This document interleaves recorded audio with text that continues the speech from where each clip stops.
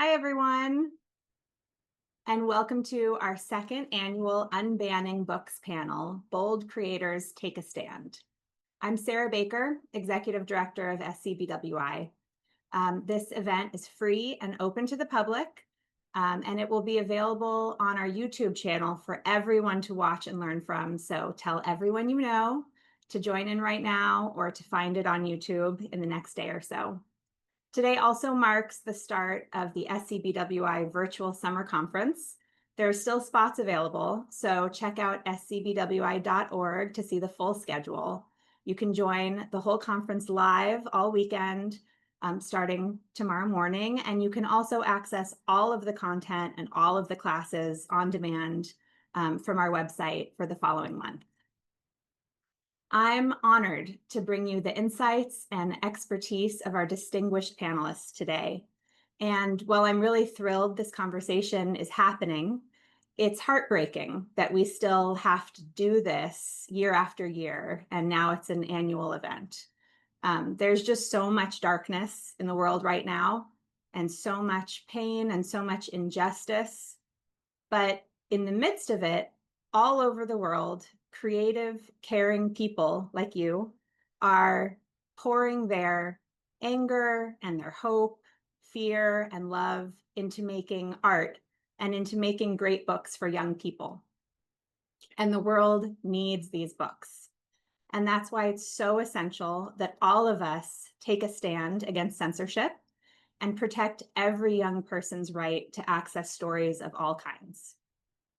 Today's panel is going to offer fresh new insights, powerful information, and inspiration to help you take action and speak out against book bans wherever you live.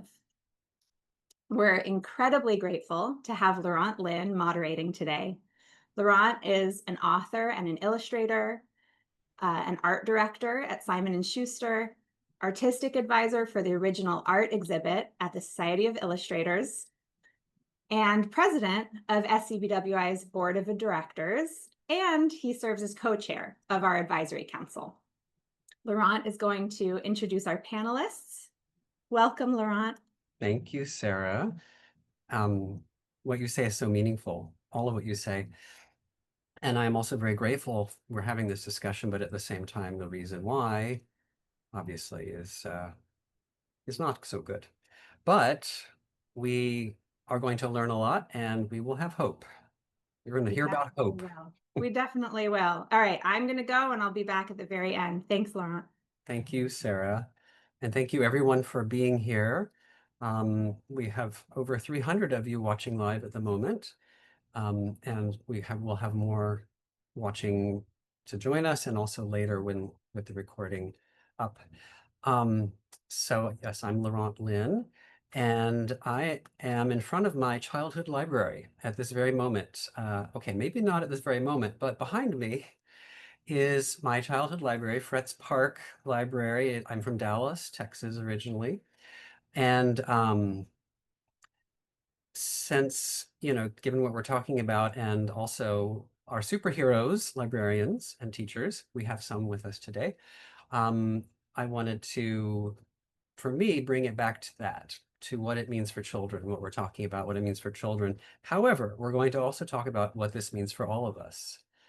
Book banning is nothing new, but we at SCBWI, along with so many in our broader children's book community, and of course, so many communities, actually, I would say all communities, are increasingly disturbed by the ferocity and sophistication of this ongoing wave of book challenges, bans, and censorship. It affects us all, no matter what state or country you live in. For me, the never-ending news that comes daily about the new challenges to books and new calls for banning, as well as the existing challenges and bans, is overwhelming. And then there are the court cases on all levels, from up to the Supreme Court, as we know, that we have to try to understand. It's difficult to know what's going on and what all this means, especially for children's book creators. Even more, it's easy to feel helpless.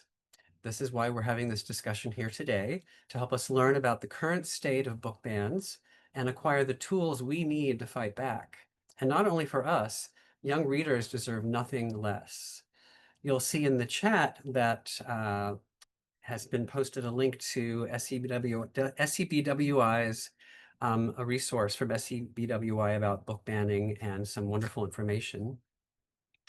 I'd like to quote the phenomenal author, Jason Reynolds, who said, "It doesn't always feel like you're banning the book itself. Sometimes it feels like you're banning the people who those books are about, that you're saying that those lives are lives that should only exist in the shadows." And sadly, that is extremely true. But there is much hope. Many writers, illustrators, publishers, along with our superheroes, as I mentioned, librarians and teachers, are taking action. Speaking of which, we are truly honored to have 5 guests who come from varied parts of the children's book community and all have varied experiences and insights into what we will discuss today. So please come on to the screen. Our phenomenal panelist, Jerry Kraft, Gail Foreman, Betsy Gomez, Carrie Lambert, and Dan Novak. Welcome to all of you. Thank you for being here for this. So I'd like to go around and have you say a little bit about yourself, introduction, who you are, but also a bit about your experience. Well, we'll talk a lot about your experiences, but what brought you to be speaking on this panel. So I'll go in alphabetical order. So Jerry, let's start with you. Okay, so my name is Jerry Kraft, and I am best known for my New Kid series. New Kid is a graphic novel. It won the Newbery Award in 2020, along with the Coretta Scott King Author Award and the Kirkus Prize. And I followed it up with 2 other books, Class Act and School Trip. And most recently did a book with fellow Newbery winning author Kwame Alexander called J versus K. So I have always tried to do books that kind of looked at the innocence of middle school. I never put in, sex or drugs or profanity or anything like that. And so when I first heard that my books were being banned, I was as surprised as anyone because I had always tried to do, family comic strips, family comic books, things along those lines. Um, and it is one of the saddest parts is that I feel like as far as big news outlets, I have received more invites and interviews for being banned than for some of the awards that I have won, which is definitely bittersweet. I feel obligated to talk about it, but on the same token, I wish that I did not have to, especially to the degree that I do. So thank you for letting me be a part of this. Thank you for being here. Gail, why don't we tell us about yourself? Hi, everybody. Your amazing self. I'm so glad to be here in this incredible company. My name is Gail Foreman. I'm a young adult middle grade author, a little bit of an OG. I've been around a while. My book, If I Stay, my breakout book came out like 16, 17 years ago at this point. And that book was often challenged, as was some of my earlier books, like Just One Day and Just One Year. And that was more of like an innocent time when books were challenged because of sex and bad language. And I have to say, like, as a parent, I felt a certain sympathy towards some of the parents who were like challenged books. I disagreed with them completely, but I felt like it was this magical thinking of, I don't want my kid to read about this bad thing happening in a book, so it won't happen to them. The book challenges that we have seen in the last 5, 6, 7 years are of an entirely different matter. After the 2016 election, I started becoming much more politically involved and started working with an organization that looks to sort of flip state legislatures. And I began to realize that you can actually impact structural change. And I began to see that so many of these sort of cultural movements were really being pushed hard by groups that just really look to make money. So when you look behind the book banning movement, a lot of what was fueling this is an effort to privatize public education, something that used to be a common good that sort of both sides of the political spectrum, all sides, supported. So about a year and a half ago, I joined the National Board of Authors Against Book Bans, which David Levithan decided to put together, partially to stop playing this kind of whack-a-mole where we sort of were trying to beat back each ban as it happened and try to look at some of the structural and systemic things that are fueling the bans. And we are behind the ball in terms of joining this fight because the Moms Against Livery et al. Have been at this for a while. But we have, in the last year and a half, we have over 5,000 members, and we have helped to sort of create a table of national organizations so that we all can be attacking this problem collectively from different angles, and also looking to sort of create structural change, including protections from a legislative angle that will prevent these kinds of challenges from happening. Because the majority of Americans, as we will discuss, support the freedom to read. And we are in a situation, both here and in so many other places in what is happening in our country now, where a seemingly small minority get to ram things down the throat of this country that are universally unpopular. And so I'm here to kind of talk about what we have done about it and what authors and illustrators and book people and publishing people can do about it. Thank you. We're already off to a good start with with what's an idea of what's going on. Betsy, why don't you go next? Hi, everyone. My name is Betsy Gomez. I am the Assistant Director of Communication and Public Outreach for the American Library Association's Office for Intellectual Freedom. The Office for Intellectual Freedom has been working in this space since 1967 and tracking book bans specifically in the entire library ecosystem, so school libraries, public libraries, academic libraries, for about 3 decades now.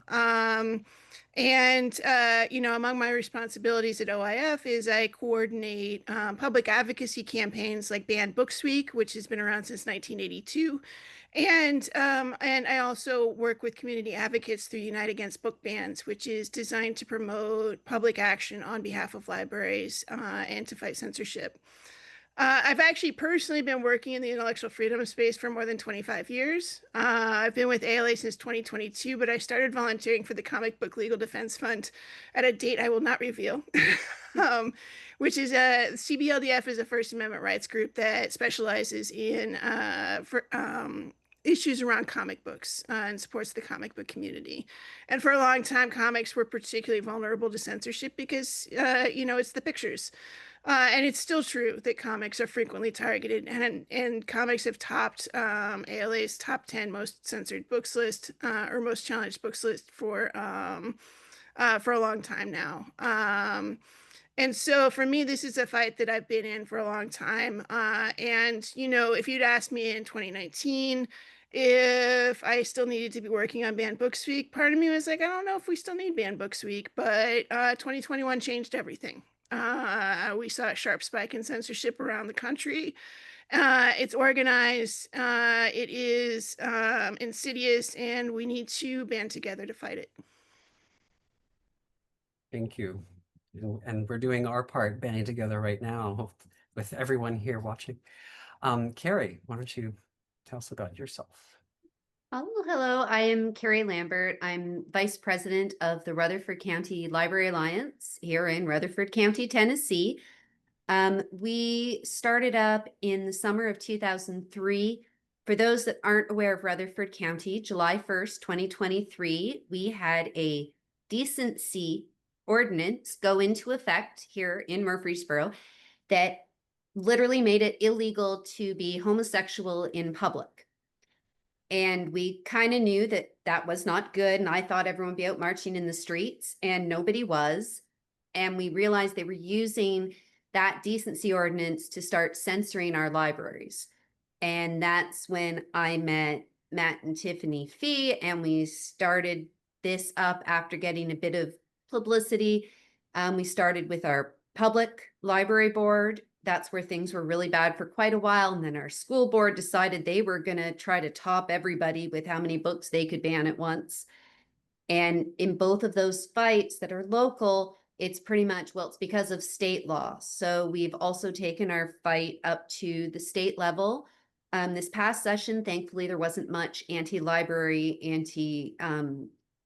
book or information going through, but the year before there had been several, and we went to testify and were able to stop 2 of those anti-library bills from passing. So that's our little win, and we celebrate all of our little wins because there's so much horror going on here. But we've had nearly 1,400 books removed in Tennessee in the last year. That's from December 2023 to January 2025. Prior to that, from 2001 until the midway point of 2023, there were only 300 books removed. And I still think that's 300 too many, but to go from 300 to 1,400 and the time span. So we're here to support our librarians because our librarians are being threatened, harassed, intimidated, and they can't speak up for themselves. So we exist to support our librarians as well as support our community and the freedom to read. Like I said, superheroes. And what's happening right now. Dan, how about you? Hello, everybody. I hope my sound's coming through good. I'm on a cruise ship, Oh, wow. circling the fjords of Iceland, but I wouldn't miss this. I'm not dressed for the correct season out here, but I'm a vice president and associate general counsel at Penguin Random House, world's largest trade publisher, and it's been my privilege to work on book bans the last couple of years. We are plaintiffs in 4 lawsuits at the moment in 3 different states. We're doubled up in Florida at the moment. We're supporting about a dozen other cases through amicus briefs, through kind of information sharing and helping to connect people. And increasingly, we have been getting involved in that other L word, lobbying. We've been trying to help states that want to do the right thing channel that instinct in a productive way. We've been trying to talk to states that are trying to still do the bad thing, don't get me wrong. They're hard to dissuade, although we have had some success there. But really, we've been getting into it with states like New Jersey, Rhode Island, Colorado, Delaware. Just the other week, Rhode Island passed a bill, and so there's no models that were existing for how to pass a good law for freedom to read. It was always kind of assumed that came from the First Amendment, and you didn't need a fancy state law for that. But that's no longer the case. And so I've had it's been an eye-opening last couple of years for me. But we've been involved in writing and helping to support these bills, and it's another little ray of sunshine in an otherwise difficult environment. Thank you. And thank you for being here I think we're all jealous of you being on a cruise ship right now. So we to make the most of our time, we now have almost 400 people with us. So we can get through as much as possible. We're going to give you lots of information. So as mentioned, this is being recorded. So please, if you want to watch it again later, we're just going to go speed through so you get as much information as possible, and you'll be able to see it again if you miss something. So we're going to start with basically a brief overview of what is book banning. What does that mean? It's a general term. It's used accurately, inaccurately. How book bans, there's challenges, there's censorship, there's a lot of discussion. And so, Betsy, let's start with you, how to kind of break this down. Yeah, so we do often kind of use book bans as a catch-all for censorship, plain and simple. And ALA has been, like I said, tracking this for 3 decades, and they have very specific definitions on what a book ban is. A ban usually starts with what we call a challenge, which is a formal request to remove material from a library. And that can be books, that could be canceling a program, that could be a display. So we track kind of the entire ecosystem, so not just books, but other events that happen in libraries, because libraries aren't just books. And so most libraries have formal challenge policies, a request for reconsideration or a statement of concern, usually a written policy that patrons are asked to go through to say, hey, I don't think this book is appropriate, this material is appropriate to have in the library. It becomes a ban when the material is removed from the library, either through a formal reconsideration process, review committee, uh, decision making by administration. When the material is removed, it becomes a ban. But a ban is not the only example of censorship within the library space. There are a couple of other things that we talk about. Something that we call censorship by exclusion. This happens when library workers are prohibited from purchasing books, either through formal or informal policies. Or when they're required to put the books in a restricted location behind the desk, or requiring parental permission to access those books. Those are types of censorship that we're seeing. And then there are legislative restrictions, which Dan had touched on. Several states have passed laws requiring age limitations, targeting specific types of content. And a lot of these laws are intentionally vague to facilitate what we often refer to as soft censorship or self-censorship. When library workers and educators don't understand kind of the parameters of the law, they tend to react out of fear, and understandably so, and remove materials preemptively or decide not to order materials because they might be controversial. That's very helpful. Anyone else have other? Yeah, what I found in my particular case is I didn't realize how much we have to break things down to people into bite-sized morsels. And one of the ones that has affected me is the term that you would be surprised how many people think that the term graphic novel means that it is a novel filled with graphic content. So you're just thinking in terms of like parents coming up to a teacher or librarian saying, I don't want my kid reading these graphic novels. And you don't realize that it starts like that small.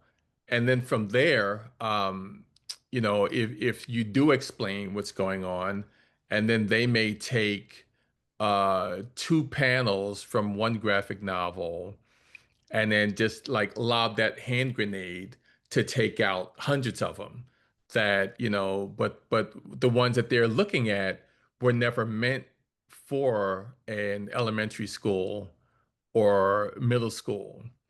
And so I've had to deal with a lot of that. And it's so weird. I had mine started in Katy, Texas, where I was supposed to address the entire school district via Zoom. And some woman got 300 signatures to take my books out of the library and to cancel my school visit. And I will say that the school board actually postponed my visit. They took the books home, they read them, and then they reconvened the following week and said, look, there's nothing wrong with these books. And then they called me up, apologized, and asked if I would do the Zoom. And then they let like a certain amount of families opt out if they wanted to. So that was one where I did respect that they did actually stop and read the book. And you're not alone in that, clearly. Carrie. Just if we're talking about book banning, I find that the media really likes to use the term book banning, BB, whatever. I've been working really hard here on classifying it as restricting access to information, because that's what's actually illegal. Like that's what you're not supposed to do. You're guaranteed the right to access information, especially from any sort of government body. And I know the people here, at least I'm dealing with my own, they're like, well, it's not banned because you can buy it on Amazon or whatever. Not understanding, like I just say, well, your privilege is showing when they say things like that, because not every child has the opportunity to go to a store. They don't have the money to order books, and they're put at a disadvantage just because they don't have, the transportation, the money, whatever, to access those materials.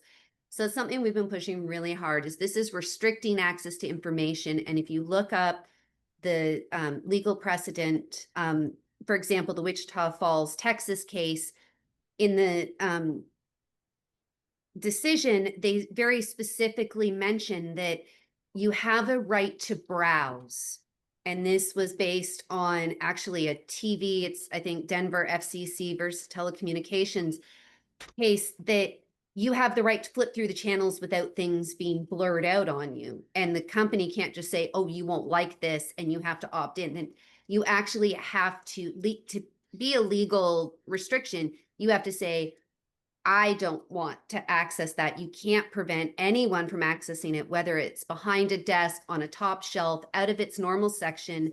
If you start doing the graduated library cards, I know here in Rutherford County, if you're under 18, so if you're 16 studying for your ACT and SATs and all of that, you can't go to the library and get a book because all nonfiction are part of the adult collection. So until you are 18, you cannot access the SAT study guide, the ACT study guide, without your parent physically coming into the library. And so those books have not been banned per se. They're not even removed from our library, but we are restricting access to information. And the law that has been followed up until the last few years has been very clear that you cannot do that. So we really like to rephrase it, restricting access to information, and you can't do that. That brings us to consequences about what are the to discuss, like, what are the consequences? Why does this matter? To put it, as some people might ask, what are the consequences, and specifically to children, to readers, to teens, like you just mentioned, to high school age students, but also to people who are here with us today, writers and illustrators of children's books. And Gail, why don't you and Dan live this on that side of it, as well as Jerry with the book creators. Tell us about what your experiences with that.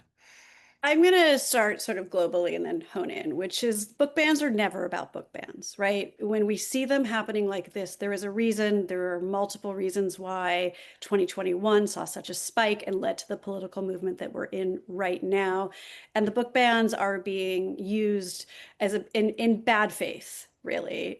There are people who are just, the majority of book bans are not brought by actual parents. I think it's like the ALA said 72% of demands to remove books are bought by government entities or state legislators. This is not something that is emanating from parents. And you also will find in certain places where like a single person is sort of randomly banning or challenging book after book after book, which causes this immeasurable amount of work and expense for school boards that are already, needing funds. So we're seeing that happen.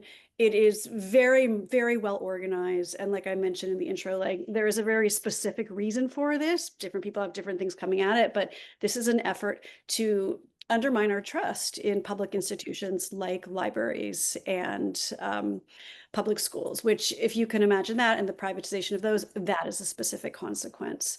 It's also not for nothing that we are seeing this happen, obviously, with children's books, but really we're seeing so many books that deal with and are written about queer authors, queer characters, BIPOC authors, BIPOC characters. And these are people who traditionally have not had such a platform in the first place with books. And so suddenly we saw this, this wonderful sort of sea change in children's publishing led by organizations like We Need Diverse Books.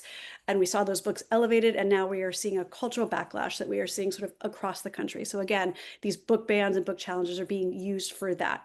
Obviously, that harms children. It harms all kinds of children. We've talked about mirrors and windows and books being a way to see yourself reflected and to see into other worlds. And you're removing that. And you are removing that from young people. You are removing this incredibly important resource for seeing something that they may be going through. We've heard stories about people not recognizing that they were victims of sexual abuse until they read Stephen Chbosky's The Perks of Being a Wallflower. So hugely important resources that are being removed and taken away. And then there is the impact on professionals because, and I'm talking about creators as well as educators and librarians, because this is going to have a huge impact in terms of people ability, when books are challenged at schools for a lot of, if you're writing middle grade, you're writing young adult, this is a big area of where your books go. Even somebody like Jerry, who's incredibly successful, hearing about how he has to spend so much of his time talking about book bans. It's one of the reasons Authors Against Book Bans, if you've never been banned, if your book hasn't been challenged, we need you, because it should not be incumbent upon the people who are dealing with this to be dealing with this. We all need to sort of stand shoulder to shoulder. And so we're seeing all that, but then we're seeing something far more insidious, which is sort of self-censorship. If you are a school librarian or an educator and you know that you might get the police called on you, or you might get angry mobs, or you might get doxxed for carrying a certain book, you are less likely to carry that book, whether it is a conscious decision or a less conscious decision. So we are just seeing what is coming from this sort of this culture that has just metastasized in the last 5 years, and it has impacts all over, from creator to reader to educator to community member. And to that, I also with SCBWI is all about nurturing writers and illustrators, but future writers and illustrators who to be inspired to become writers and illustrators. And if readers don't see the people who they identify with their identity or part of their identity writing and creating books, they won't know that's an option for them, perhaps. Dan, you wanted to say something. Well, we're getting calls from academic buyers saying, do you have a safe list? Can you give me a list of the books that are not going to get anyone in trouble here? And, our response is that implies, if we gave something like that to you, that would imply the existence of the dirty list, right? So we haven't, but that's the pressure they're feeling. Because of the size of our backlist, we saw early signs of this, as recently as, let's say, 4 years ago. I mean, it really intensified. I think George Floyd is really the turning point for this, frankly. Once the Black Lives Matters protests began, the earliest book bans as I saw them were on the college campuses, where authors are getting disinvited. And then it metastasized into what we're seeing now, into venturing out into, really, I think the gravity of it right now is anti-LGBT, is where most of the activity is. Where sex is being treated as a special category of material that is ostensibly neutral, but is really just this one neat trick that they figured out can eliminate all the LGBT books, because their coming of age stories necessarily have some sex in them, right? So they don't mind that when you eliminate a book with a single reference to sex, which is the law in Iowa, Idaho, Florida, Utah, South Carolina. I mean, it just goes on and on. When you eliminate you have a single reference to sex, regardless of what context it's in, regardless of what else is in the book, that book has to be pulled in those states.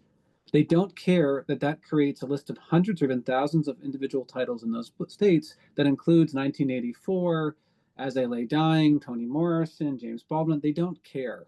It's like a nuclear bomb that they drop because they're really upset about a handful of titles that the conservative movement, Moms for Liberty, has deemed unacceptable for anyone. That's genderqueer, flamer, two boys kissing, which is just kissing, but nonetheless really upsets certain people. And so it's something where it's this outsized reaction. And I think from the perspective of authors and illustrators, what people that aren't in your community don't understand is that is your marketplace.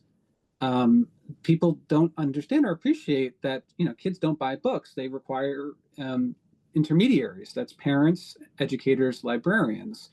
And your average parent does not have the budget or wherewithal to even identify which titles are relevant for their kids. That's the work of the librarian. That's what their tax dollars are for. So those are, look, no one's trusted in America these days, but librarians are at the top of a declining list of trust. So I've seen studies that show that 80% of Americans trust their librarians. It makes me sad that there's this 20%, but that's beyond bipartisan. You'd have trouble finding, interracial marriage doesn't pull it higher than 90% these days. So it's a trusted category of people. Nonetheless, they're being disempowered. And so because they are these intermediaries, people don't understand that the livelihood of the children's book author and illustrator community is in these spaces. And that if you eliminate their right to access the material in the way that they are supposed to access it, you are necessarily coming after the free speech, you all free speech rights. And so I think some people struggle with right to read. What is that? I don't have the right as a library patron to whatever book I want. It's more complicated than that. But on the flip side of it, as authors and illustrators, you really are supposed to have the right to do whatever you want, unless it touches a very specific category, which is pornography, or better understood in the law as obscenity. So that is why you see the word pornography thrown around, because it takes the First Amendment out of the equation. And once it's out of the equation, we can do what we wish with it. We can ban it, we can criminalize it even. And so that is why everything gets shunted into that category, because otherwise the author and the illustrator, they have a First Amendment right, and their right to speak is coextensive with the right to be read. That's what it is. That's my right to access the material, your right to speak. That's the Pico case, 1982 or 83. The famous phrase that the free speech would be hollow if otherwise willing addressees were unable to access the material. So you can't speak to me if there's a government person standing in between with, blocking it, that discussion. So that is what we've been trying to educate the courts on, and frankly legislatures. They just don't get it. They're like, well, we've heard this already, right? It's available on Amazon.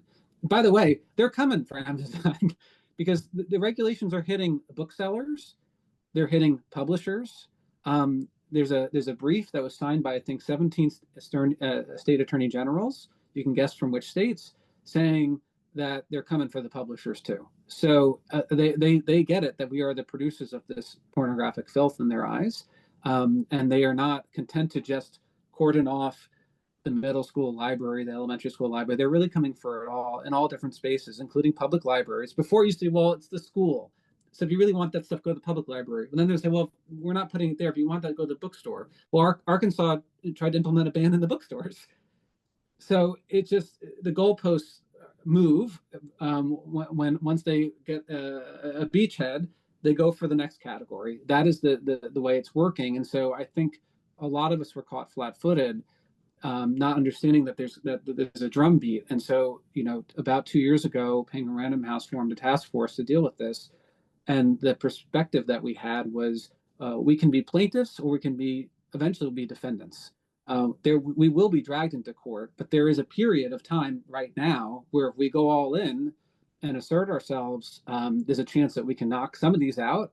I'm not overly, optimistic there will be issues. The Fifth Circuit issued, the Texas-based appeals court issued a devastating opinion recently, saying that there is no right, that right that Carrie referenced, the right to receive information, doesn't exist. That's in public libraries. They say the public library, we don't have to even make a public library. So if we go to the effort of making one, you get what you get, you don't get upset. It's like I tell my 7-year-old. So that's how we're all being treated.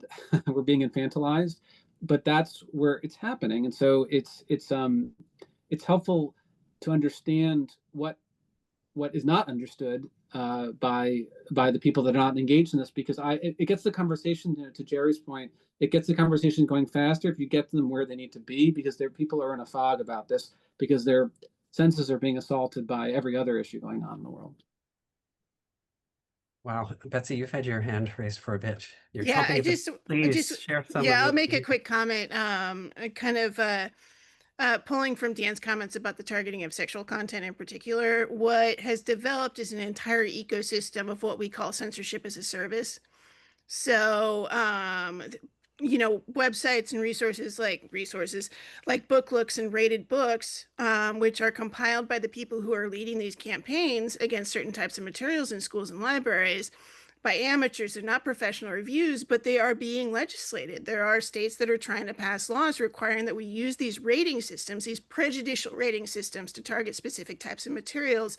And it's almost universally centered on sex, because the depiction of sex in books is something that is an easy target for them. I worked for a comic book publisher for a short period of time, and I don't have enough fingers. I don't think there are enough fingers in the world to count the number of times that I was talking to a parent or a librarian who said, oh, I don't want that book, it's got sex in it, but they're totally fine with the book where somebody's getting decapitated or shot up.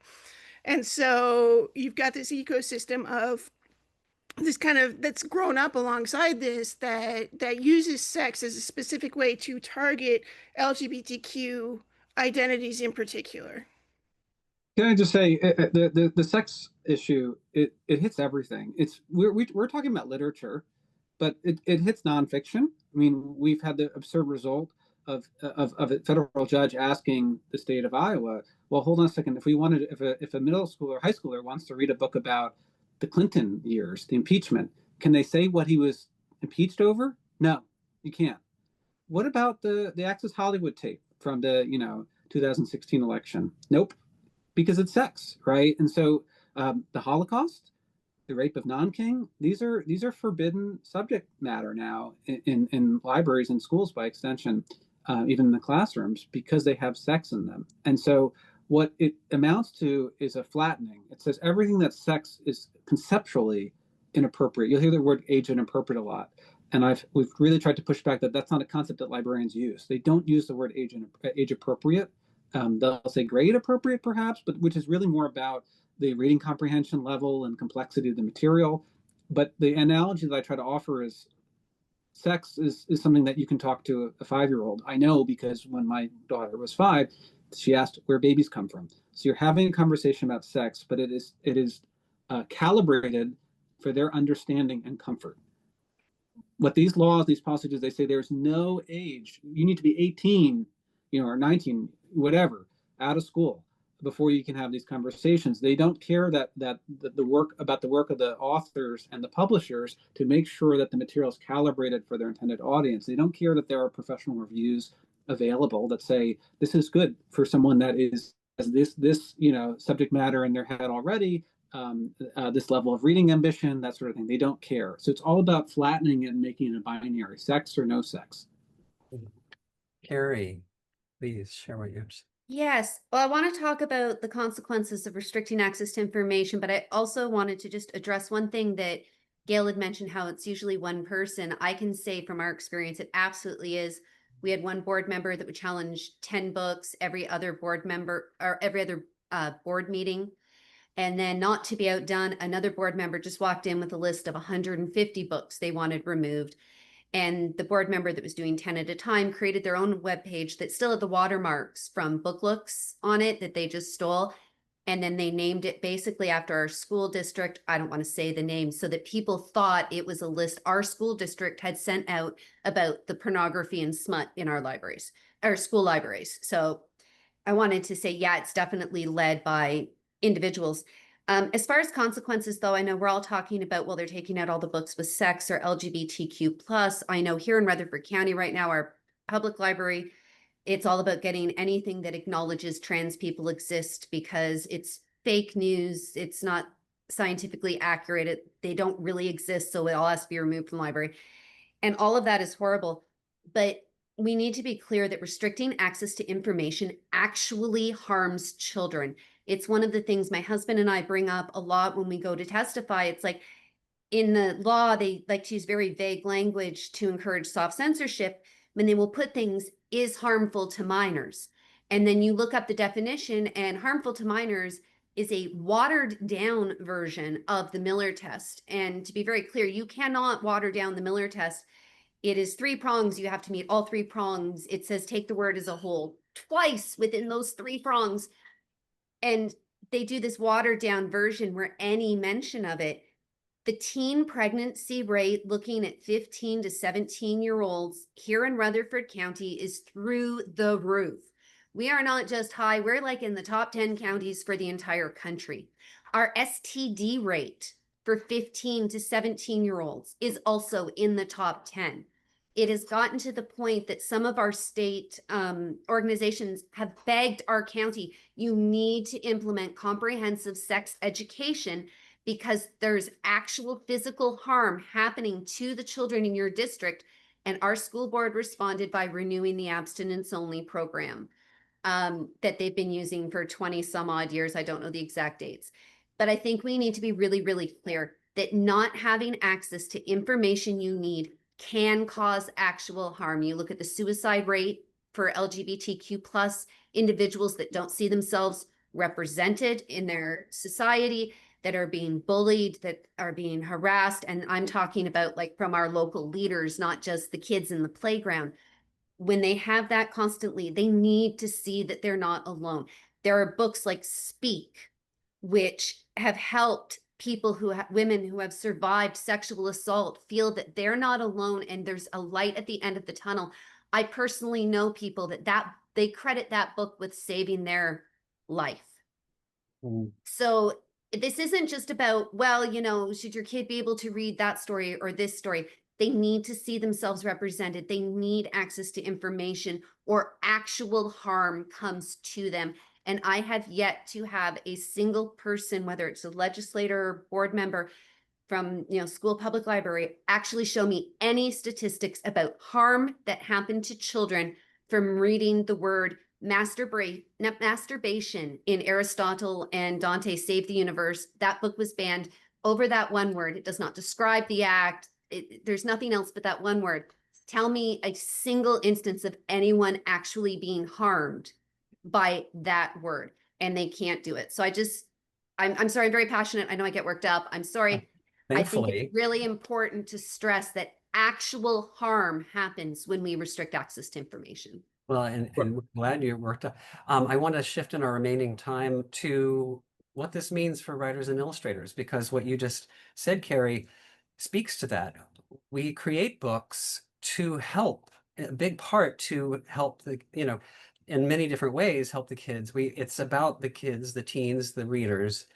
And so Gail and Jerry, as children's book creators, could you share, and then everyone, but your personal experiences, and Jerry, you shared some of your personal experiences, what you think authors and illustrators can do, whether they're pre-published or published, to help. And Gail, as you mentioned, it's not the authors and illustrators who aren't banned can also be a big part of this and should be a big part of this.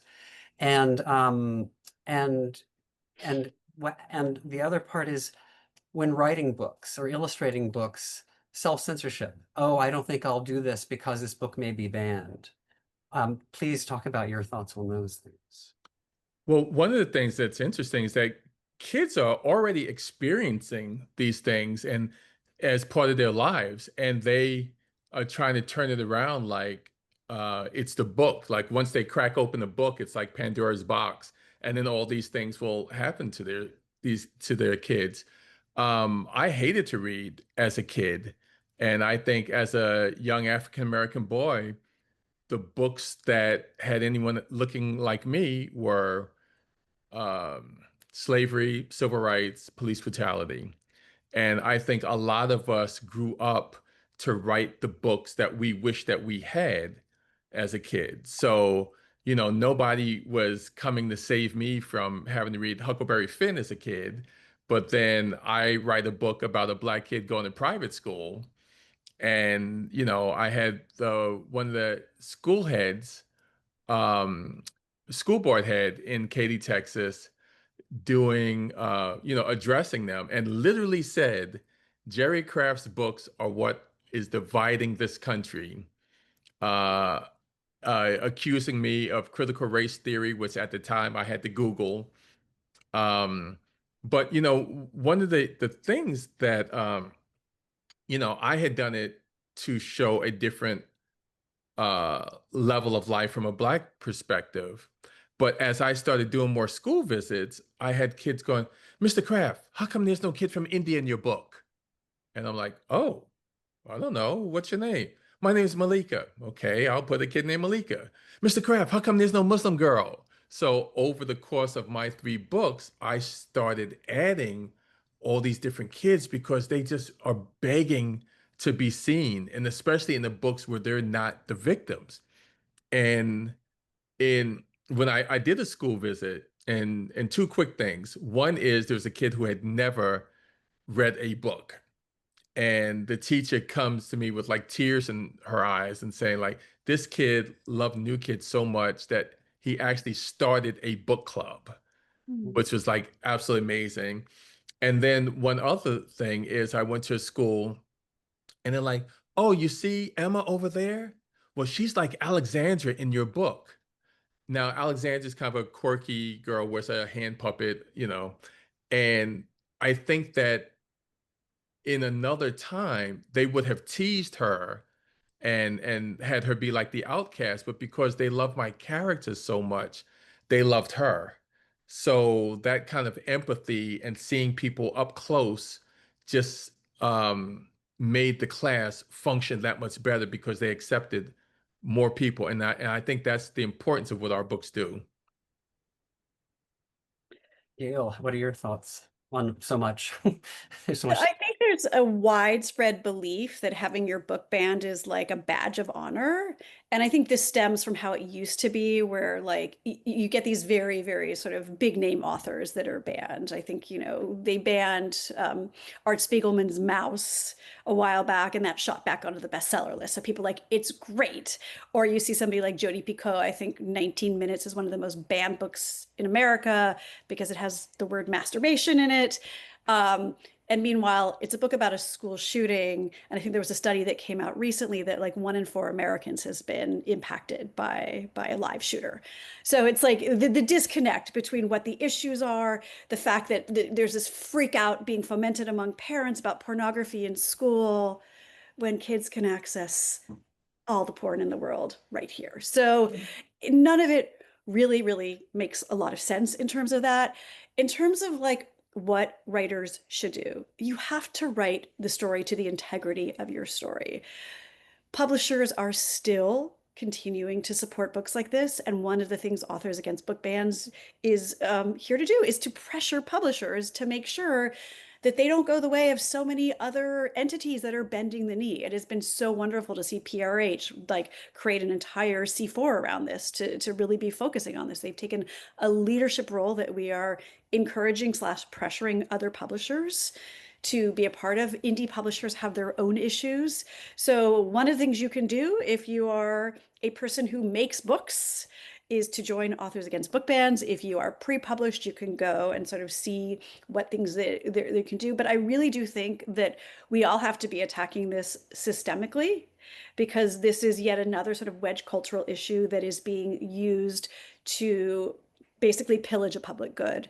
And whether you're working with Authors Against Book Bans or another organization, I think it's critical that we work collectively and we align ourselves with people who we are in agreement with, even if it's not 100% agreement. Like, let us not get off guard or off page because we disagree about 5% of things. So sort of that is one of the things to pay attention to. I want authors to know sort of going in, like how it's impacted me. It's hard to tell because my first middle grade novel was published during the pandemic. It has queer characters. I know it's been banned. How it impacts sales, it's hard to say. And how it impacts school visits, which is sort of another corollary thing that has been very, very hard to see. But we have seen anecdotal evidence of authors, middle grade authors, picture book authors who subsidize and augment their income by school visits. And we have seen a lot of those school visits completely fall off go off the cliff. And I think partly you're seeing that specifically with anything having to do with queer authors or BIPOC authors, but I also think generally schools just don't want to bother with getting into any kind of hot water. So again, like Dan was sort of saying, it's just everybody's getting sort of swept aside. And so we're seeing all of that happening. So it's, you know, it's hard to know, like, is a book not being bought because it's a Palestinian author? Is a book not being an author not being invited because they're a queer author? We just don't know. It's hard to quantify that. It's one of the things we are working on, but that is why I think it is so important collectively to be working with like local school boards, local political organizations, Author Against Book Bans, any organization that is working on this. You need to do that work, you know, and we're going to talk a little bit about future and hope, but hope to me is an active verb. It means having to do the work. I don't want to sort of sugarcoat how bad things are in the book space right now, because this is just one challenge that publishing is facing right now. But by all means, you're going to write the best story and the stickiest story if you write that story that is burning to come out of you. So you have to be loyal to that particular story, and you have to own that. And I know that can be hard and scary, and to unpack your own self-censorship can be hard and difficult, but I am urging you to do that because that will create the kind of work that people will flock to. And Dan, you have your hand raised. We have 5-ish minutes left, so I do want to shift to hope, but please share what you have. I'm going to help you get there. It's not just the content of the books that's going to get you disinvited. We've seen people who on social media spoke out for or against certain things. I mean, look, it's the Israel-Palestine conflict. We've seen authors get disinvited.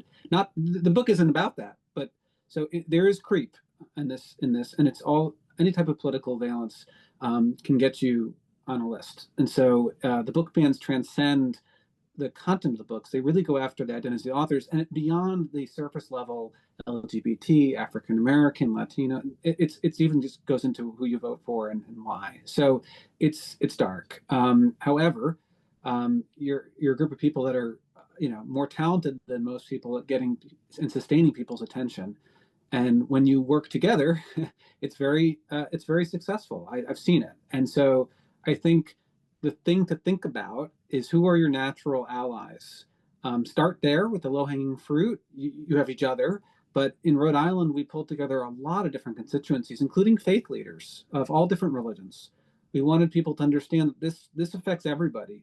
It's not just the queer viewpoints that are going to be banned. It's going to be whatever, whoever controls the ban hammer is going to decide who's the last one in for the door is. And it might not be Protestants when they are Catholics or Jews when they are Episcopalians, whatever, right? I mean, that's happening. And so I think that we've made the case to faith leaders, and a lot of them have responded very positively. So that's a group that will link arms with you in many places. It's the librarians, of course. It's the educators. It's their unions. It's your ACLUs, your Penn America, NCAC. Don't assume they know what's going on. Reach out, but really, I mean, the publisher, right? And so we get a lot of outreach from our authors because we're very public about our what we're doing, and so naturally we have a lot of conversation with authors to understand what's going on, and we turn to them. Right now in Massachusetts, Melinda Lowe, author of Last Line of the Telegraph Club, and we tag teamed a legislative hearing where we provided testimony together. We did the same thing. I did the same thing in Rhode Island, and so there are all these great resources. And I will say, Authors Against Book Ban is working to create those chapters in each place. And so, like I said, in the last 6 months, 6 laws have been passed. That's not good enough, but it's a great start, and we're figuring out how to do it. Anyone that wants to learn about that should reach out through whatever channels, through Authors Against Book Bans or to me directly. It's really as simple as that. But ask more of your publishers. Ask them what they're doing, what they plan to do, what their thinking is on issues. I feel, look, I know that we're responsive, but it's easy to get distracted, and there's a lot of fires being put out. So you have to be. Authors are so lovely; they don't really want to be a problem for their publisher, but it's not a problem. You can have a conversation for sure. And you can ask what the legal department's views on these things are and their plans. So I just think you have to ask. I believe it's owed to you, but like anything else, your rights sort of atrophy if you don't exercise them. And I think you should all feel local. Yes. Yeah. I have to wrap this up. Sorry. Real quick, though, I do want to quickly say for the writers and illustrators, don't stop writing what you're writing. All of this is good to know, but do not change what you're writing based on any of this or illustrating what you're creating. And as an art director at Simon & Schuster myself, I can assure you that what we are looking for and acquiring and publishing, I think this goes across all the publishers, we want those kids to get these books. We want to publish something for everyone. So it's encouraging us, these challenges to do what we can, because we're book creators too. So we're gonna end on hope. Sorry, briefly. Can I say one last thing to people? Because that Rhode Island law was two authors in Rhode Island who had no idea how to create a law. And they just started asking questions, and they started allying with people. And I just want to say, you walk with power you don't realize you have. When you join up with other people, you can do incredible things. Jeanette and Padma, they were amazing. And that law doesn't happen without them. Understand that. I was brought in to help them understand the mechanics of the law, but they were calling, and people, legislators, felt them. And these are allies that need to feel the heat sometimes. That's just the reality of it. But 100% what Gail said. So quick lightning round. Words of hope. We'll start with you, Carrie. Okay, first of all, show up. Like Dan was just saying, I swear it makes a huge difference. Just show up. local public library board meetings, school board meetings, steering committee meetings, your state legislator, show up, hold a sign, put your hand up. I held my hand up for an hour. They gave me 3 minutes on the floor to speak to them. The other thing that really helps, get a library card, get multiple library cards for all the libraries in your area, and check books out. Check out the books that have LGBTQ plus themes, that are written by persons of color, that are telling whatever stories tend to get restricted in your community. Sign those books out regularly, get your friends to sign them out, because circulation numbers can affect whether a book is removed from your library or not. If they're like, our community needs it, it's had 500 checkouts, it's more likely to stay than if it's only had 2 checkouts. So get a library card and check out books. Fabulous. Betsy. Oh, Okay, a couple of things to give me hope is all of the advocates out there that I've been working with. I've actually had the opportunity to work with Carrie and Dan on various projects, and there are people out there who are fighting this, and they're amazing to work with. So find the people in your community who can join you. Know you're not alone. This is happening everywhere. This can be very isolating. Reach out for help. Reach out to ALA, reach out to the organizations represented here, reach out to your peers. You're not alone. And finally, this is just kind of drawing on my experience as doing history projects in comics. We've been here before. The language that's being used by the censors now is the same language that was used in the 1950s to target comics. And so they're using the same playbook. And so we already have an example of ways to get through. And, it wasn't ideal, but we got through. And so we just need to remember that we can get through this. I'm not gonna lie, it'll suck, but we can get through this, and we can especially get through this if we do it together. thank you. Gail, you have lots of hope, I know. I mean, I have hope in work and I have hope in collective action. And so find people in the real world to do something with, like do actual things, like go to school board meetings or join a chapter of Authors Against Book Bans or join a local chapter. Online activism is not enough. It can be a helpful thing. There are levers that you can pull, and the other side has managed to have a very, very vocal minority do untold damage. If we can even match that, we've already seen that we are able to undo so much of the damage. This past year, there have been as many moves to protect books or push back successfully against challenges as there has been challenges. Now we need to see the challenges go away or fall off to the 2019 level that Betsy was talking about before. That's a ways off. But just so you know, when you start to shine a light on these things, people back down because the majority of Americans, 71% according to the ALA, support the freedom to read, and they do not know what is happening or how to deal with it. And like those 2 women in Rhode Island, they didn't know what to do either, but they start making calls and you start finding allies and you start making connections. And the next thing you know, there's a law passed in Rhode Island that protects librarians, educators, and creators. Fabulous. Jerry. So I just did a convention in Virginia, and they told me that my book is going to be part of their One Book, One School read, and every 6th grader will get a copy. And that's actually amazing because they have the discussion, and they talk with the teachers, the faculty, and then I will go back and address them and answer any question, even for parents. And just the idea of that validation, or even having your kids write to an author, because sometimes it will, everything seems down, down, down, and you'll get that one letter from a kid that will remind you why you are doing this. And that one letter will counteract, 3 dozen hate emails that you get from someone that's threatening to burn your book. And Dan, last quick. Talk to kids.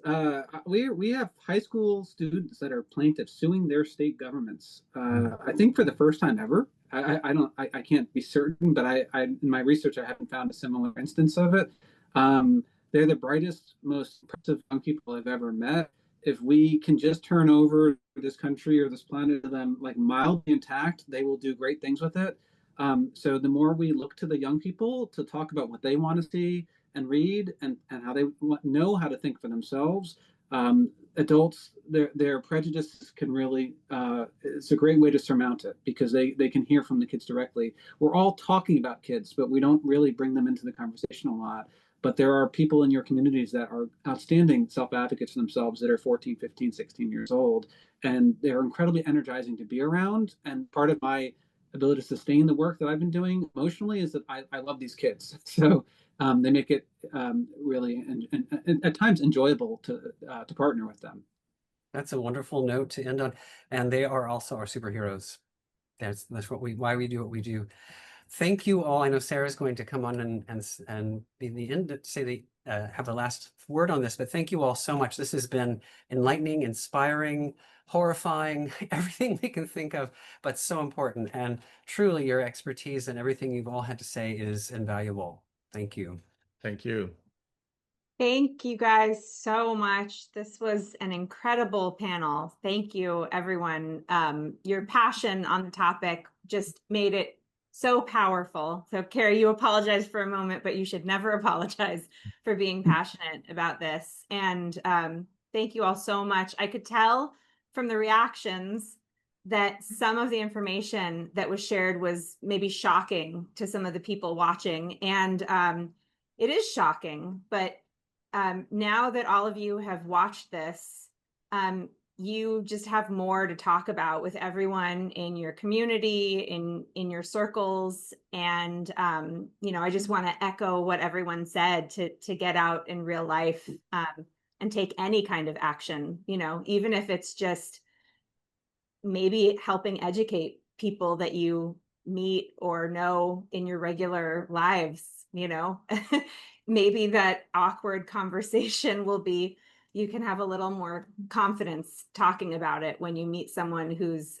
misguided on this topic, especially after hearing all of the very real repercussions of restricting access to information for young people. So thank you all so much for being here. I'm going to do a tiny bit of housekeeping. I want to mention that this panel was made possible in part by the Authors Coalition of America. And just also mention quickly that for everyone attending the SCBWI virtual conference, the orientation starts at 4 p.m. Pacific today, and tomorrow the conference starts at 8:30 a.m. Pacific. And the links are in your SCBWI member home. Thank you all again for being here and speaking so eloquently about this. And thank you to everyone who watched. And thank you to everyone who's going to watch in the future. Thanks so much. Thank you.